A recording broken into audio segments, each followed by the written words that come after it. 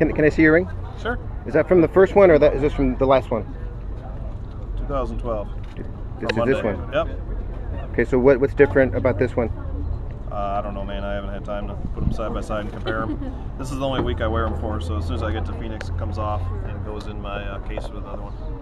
All right. So I'm going to ask you first about the two races, the two ones that you won. They were both pretty crazy races. Can you compare the two races, the two Daytona 500s? Well, not really. I mean, every race is unique and different. You know, the other one got shortened a little bit because of that rainstorm. We were all racing the weather. We all knew it was going to rain, and it was a pretty wild and aggressive race because everybody was racing to when they knew the rain was going to be there. And you know, we were coming off a long winless streak, so that was really neat to get that win in 09. And this one here, we had a really strong car, overcame a lot of problems early in the race to get everything working right. Jimmy made some great strategy calls, and you know, had one of the best cars and was able to race him for him. Okay, so everybody's talking about Twitter, and I saw you have 75,000 followers, and of course Brad got about that many during the red flag. Do the drivers keep score with Twitter followers? Do you keep track of what other drivers have? Some of them might. I don't really care how many they have.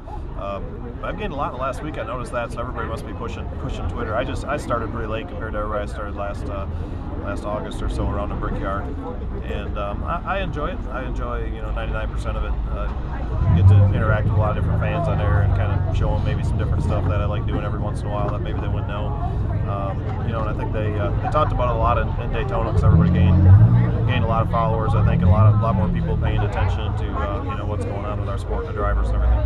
Okay, and then just finally, I was getting notes or getting some information about Jimmy Johnson's penalty today. So he's negative 23 points, and you got 70 points on him. Does that bother you? I mean, does that concern you at all? Because Jimmy Johnson is a good team; he can come back on you. But tell me about your lead right now and what happened to Jimmy at the race. Well, I mean, I think very little or hardly at all about point standings right now because we got another 7 or 8 months of racing to do before they set the chase field even. So